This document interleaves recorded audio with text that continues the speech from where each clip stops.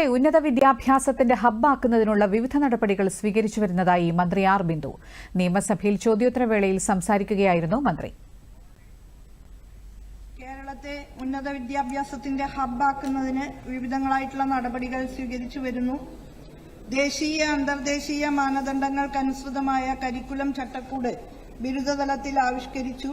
വിദ്യാർത്ഥികളുടെ academic mobility സാധ്യമാക്കുന്നതിന് സർവകലാശാല റെഗുലേഷനുകൾ പരിഷ്കരിക്കുന്നതിനുള്ള നടപടി സ്വീകരിച്ചു. വിവിധ സർവകലാശാലകളുടെ ബിരുദങ്ങളുടെ തുല്യതയും അംഗീകാരവും സംബന്ധിച്ച നടപടിക്രമങ്ങൾ ലഘൂകരിക്കുന്നതിന് നടപടികൾ ആരംഭിച്ചു. സർവകലാശാലകളുടെയും കോളേജുകളുടെയും റാങ്കിങ്ങും അക്രഡിറ്റേഷൻ നിലവാരവും ഉയർത്തുന്നതിനുള്ള നടപടി സ്വീകരിച്ചു. ഉന്നത വിദ്യാഭ്യാസത്തിന്റെ അന്താരാഷ്ട്രവൽക്കരണത്തിന് പ്രത്യേക സംവിധാനം ഏർപ്പെടുത്തി. അന്തർ സർവകലാശാല മാറ്റം സുഗമമാക്കുന്നതിന് ക്രെഡിറ്റ് ബാങ്ക് അടക്കമുള്ള സംവിധാനങ്ങൾ സർവകലാശാലകളിൽ നടപ്പാക്കി വരുന്നു. രാജ്യത്തിനകത്തും പുറത്തുനിന്നുമുള്ള വിദ്യാർത്ഥികൾക്ക് കേരളത്തിലെ സ്ഥാപനങ്ങളിൽ തുടർ പഠനം നടത്താനും ക്രെഡിറ്റ് ട്രാൻസ്ഫർ ചെയ്യാനുമുള്ള നടപടി സ്വീകരിച്ചു വരുന്നു. വിദേശ അക്കാദമിക പണ്ഡിതന്മാർക്കുള്ള എറുഡൈറ്റ് സ്കോളർ ഇൻ റെസിഡൻസ് പദ്ധതി ആവിഷ്കരിച്ചു.